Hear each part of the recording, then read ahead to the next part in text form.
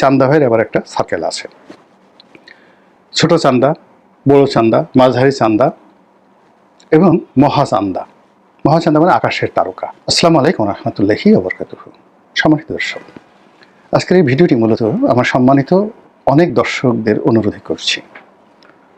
আপনারা যারা আমার ভিডিও দেখেন, অনেকে কমেন্ট করেন, কেউ কেউ নেতিবাচক, অনেকে ইতিবাচক কমেন্ট করেন।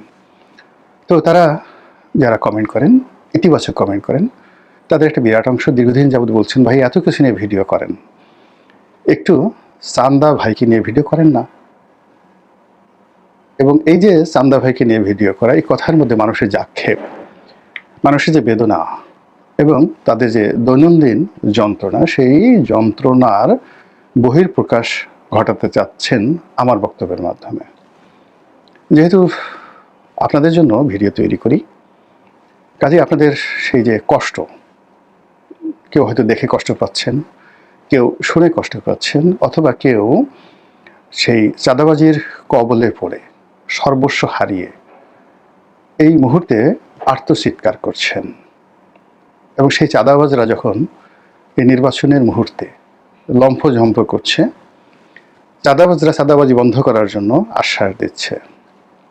যার কাছ থেকে চাঁদা গ্রহণ করা হচ্ছে তাকে বলা হচ্ছে যে আমাকে ভোট দাও, চাঁদা আর দিতে হবে না।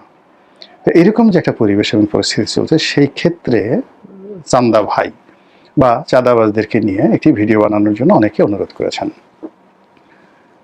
আপনারা জানেন যে আমাদের গণমাধ্যম বলতে এই মুহূর্তে যা বোঝায়, গণমাধ্যমের উপর সামাজিক মাধ্যম এখন যে রাজত্ব করছে, সেই রাজত্বের ধারাবাহিকতায় ফেসবুক, ইউটিউব এ দুটো গণমাধ্যমের চাইতে বহুগুণ শক্তিশালী। আর এই যে সামাজিক মাধ্যম, সেই সামাজিক মাধ্যমে যে সকল কন্টেন্ট ক্রিয়েটর রয়েছেন, অতীতের যে কোনো নায়ক মহানায়কের চাইতে এখন তারা রীতিমতো ভাইরাল নায়ক হয়ে পড়েছেন।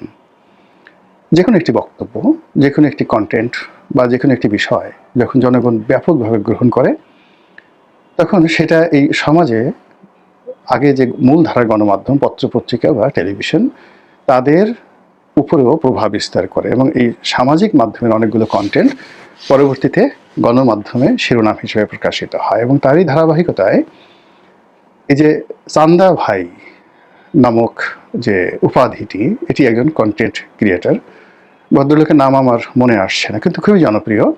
ফ্যামিলি এন্টারটেইন বলে তাদের একটা ইউটিউব চ্যানেল রয়েছে, সেখান থেকে তারা অনেক সুন্দর সুন্দর, কয়েকদিন আগে তারা একটা গান তৈরি করেছিল, আমাদেরই দেশটি নেতাতে ভরা।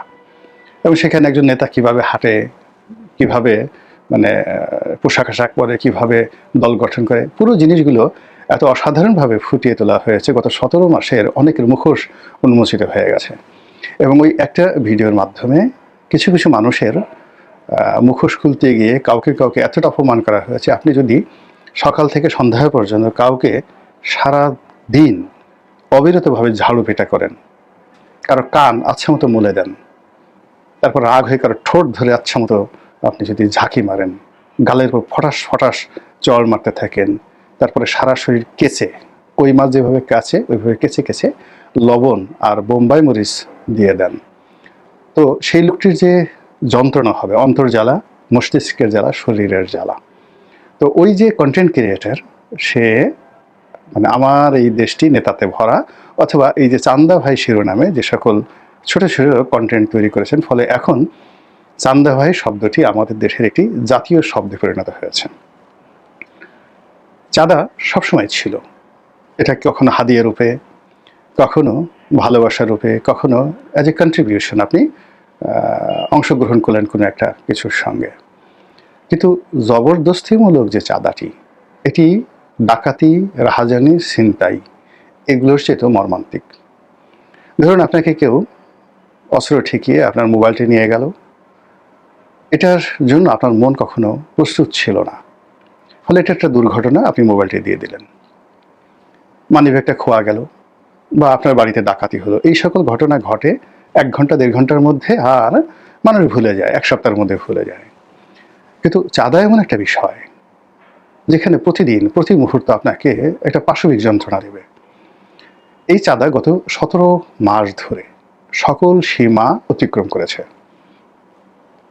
বায়তুল মোকাররমের সামনে যদি আপনি যান, আপনি দেখবেন আগে যারা এখানে বসতেন হকার, তো তাদের একটা রেট ছিল, কিন্তু এখন যারা চাঁদা কালেকশন করছেন তারা সেই রেট অতীতের যে কোনো সময় চেয়ে 3 গুণ 4 গুণ 5 গুণ বাড়িয়ে দিয়েছে। একই সঙ্গে যারা ওখানে বসছেন তাদেরকে একটি স্যালামি দিতে হয়েছে। মানে ছোট্ট একটা ধরেন বিড়ির দোকান নিয়ে বা একটা ফুড কার্ট নিয়ে একটা অসহায় মহিলা ফুটপাতে সিঙ্গারা, সমোসা, পেঁয়াজু এগুলো বিক্রি করছে। তো এরকম একটা ভ্যান রাখার জন্য 50,000, 60,000, 1,00,000 টাকা পর্যন্ত অ্যাডভান্স দিয়ে ওই জায়গাটা বুক করতে হচ্ছে। তারপর প্রতিদিন 200, 300, 500, 1000।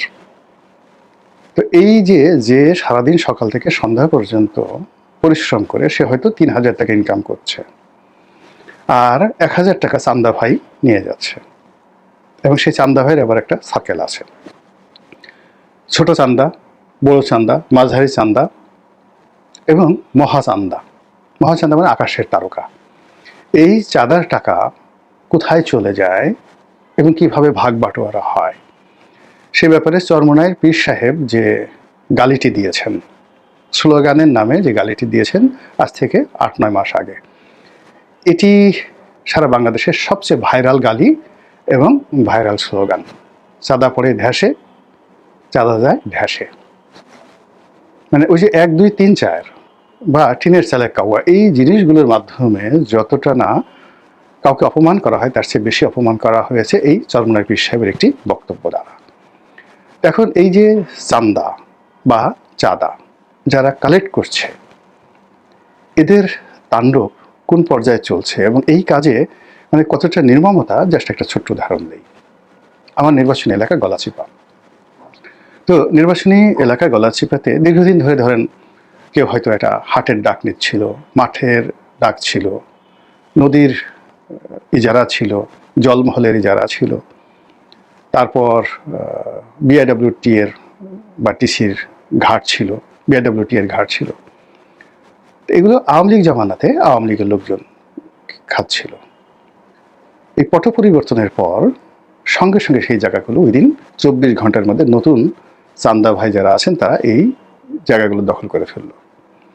যে এলাকাতে একক চান্দা ভাই আছে সেখানে একরকম নিয়ম, আর যে এলাকাতে 2জন 3জন চান্দা ভাই মানে 2-3 জন যারা প্রভাবশালী লোক, তারা প্রথমত একে অপরের সাথে মারামারি করলো এবং ওই যে আওয়ামী লীগের যে সকল ইজারাদার ছিল তাদেরকে বহাল রেখে তাদের কাছ থেকে চাঁদা কালেকশন করা শুরু করলো। তো আপনারা জানেন যে এই ধরনের কাজকর্ম করার জন্য সরকারি যারা দুর্নীতিবাজ তাদেরকে ঘুষ দিতে হয়, তারপর রাজনৈতিক যারা টাউট বাটপার তাদেরকে ঘুষ দিতে হয় এবং নিজের ক্যাডার মেনটেন করার জন্য একটা খরচ আছে। ফলে যে কোনো সরকারি কাজ, সেটা কন্ট্রাক্টারই হোক, ইজারাদার হোক, এখানে অলমোস্ট 50-50, মানে যা কালেকশন করা হয় তার 50% এই চাঁদাবাজিতে চলে যায়।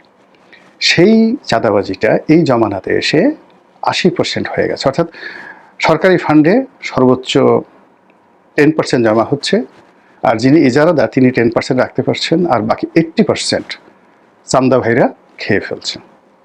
আমি আমার নিজের এলাকাতে একেবারে তথ্য প্রমাণ সহ দিতে পারি।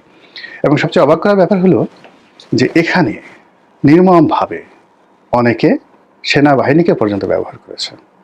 সেনাবাহিনী কোথাও চাঁদাবাজি বন্ধ করতে পারেনি, সেনাবাহিনী কোথাও একজন অসহায়কে আশ্রয় দিতে পারেনি, কিন্তু কোনো কোনো জায়গাতে সেনা কর্মকর্তারা এই চান্দা ভাইদের পক্ষে দাঁড়িয়ে নতুন চাঁদার রেট নির্ধারণ করেছে এবং পুরনো চাঁদাবাজদেরকে তারা তাড়িয়ে দিয়েছে।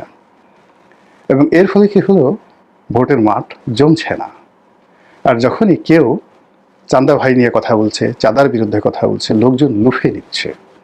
মানুষের হৃদয় যাকে বলা হয় মানে নৃত্য করছে যখন চাঁদার বিরুদ্ধে কেউ কথা বলছে, দুর্নীতির বিরুদ্ধে কেউ কথা বলছে, অন্যায়ের বিরুদ্ধে যখন কথা বলছে। এটা হলো এক পক্ষ।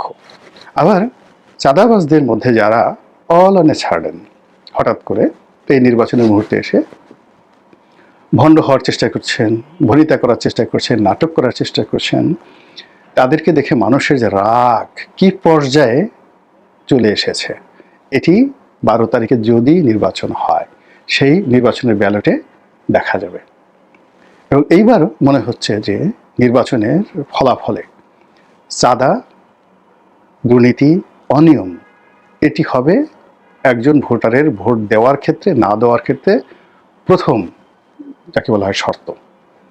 কোনো অবস্থাতেই আপনারা লিখে রাখেন যে যদি ভোট ডাকাতি করা না হয়, ব্যালট বক্সে ছিনতাই করা না হয় এবং প্রশাসনের মাধ্যমে ফল কারসাজি করে নিজেদের পক্ষে রায় না নেওয়া হয়, যদি জনগণকে ভোট দেওয়ার সুযোগ দেওয়া হয়, ইভেন যদি জনগণ মাত্র শতকরা 5 জন জনগণও আসে, একজন সিঙ্গেল জনগণ, সাধারণ আমজনতা, দলের ক্যাডার ছাড়া চাঁদাবাজদের পক্ষে